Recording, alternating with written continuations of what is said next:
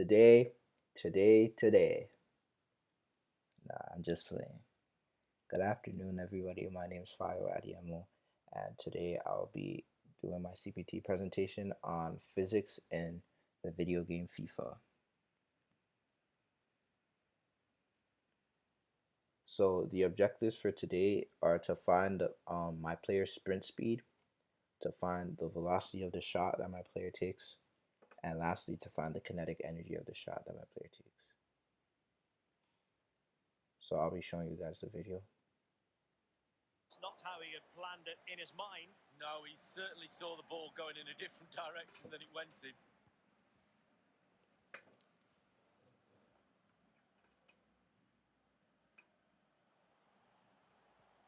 Well, he's given us away.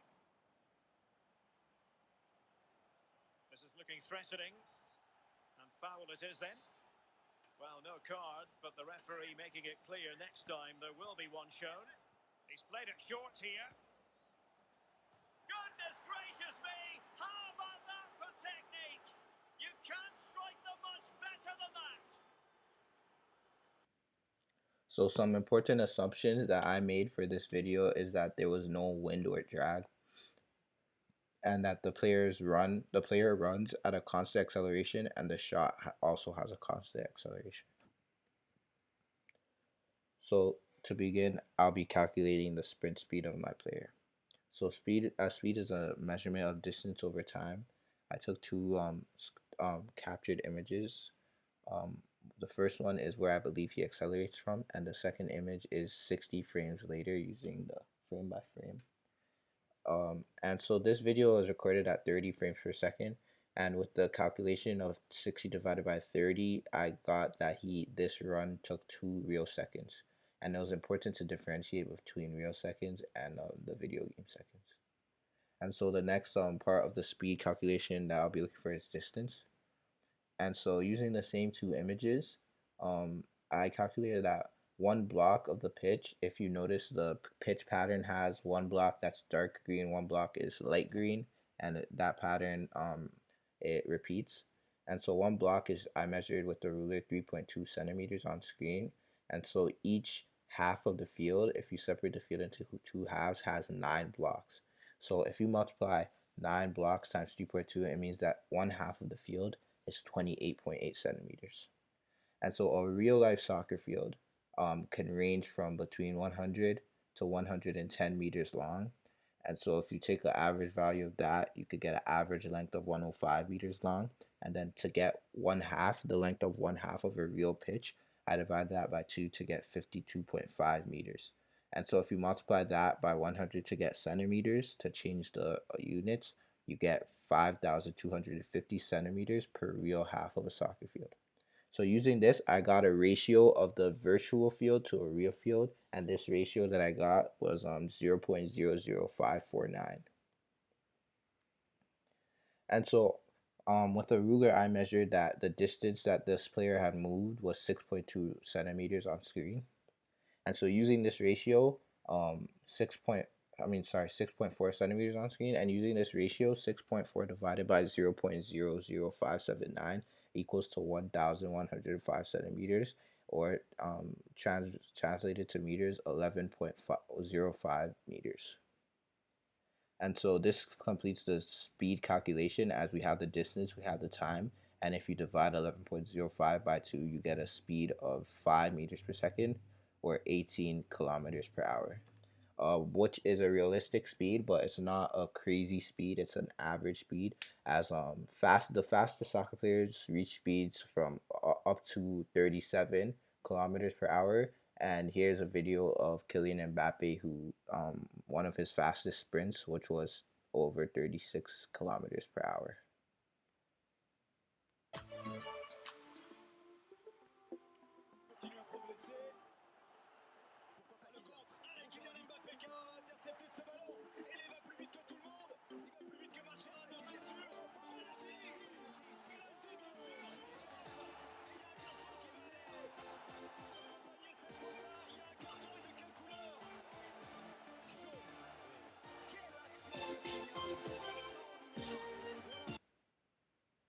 So as you can see, Kylian Mbappe is very fast.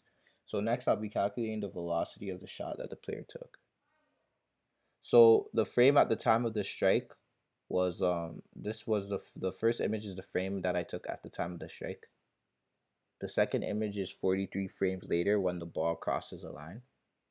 And so using the same 30 frames per second, I got that the time for the strike to go in, for the ball to go in, was 1.4 seconds. And so we have the time, and next it was time to calculate the distance.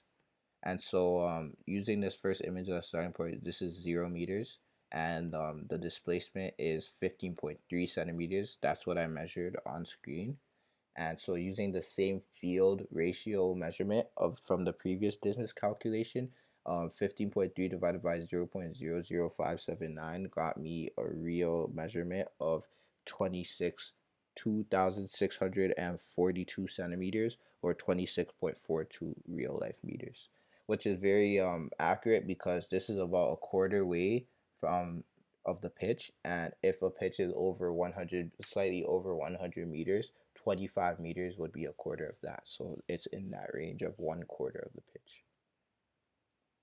So using these two values that we got of distance 26.42 meters and time 1.43 seconds, you calculate the velocity distance over time equals 18.4 meters per second, or 66.24 kilometers per hour if you multiply by 3.6.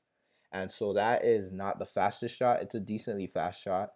The fastest shot ever recorded is, there's a video here of the fastest shot ever recorded, which was actually as fast as 211 kilometers per hour. 2 minuten voor tijd staat het nog altijd 0-0 bij Naval tegen Sporting Club de Portugal. Maar invaller Ronnie produceert hier een schitterende vrije trap. En zo wint de ploeg van Paulo Bento alsnog.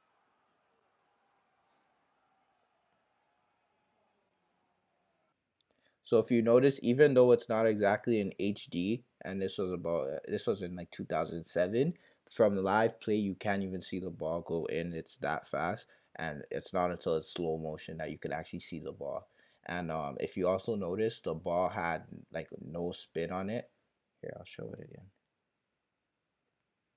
Vrije trap en zo wint de ploeg van Paulo Bento alsnog.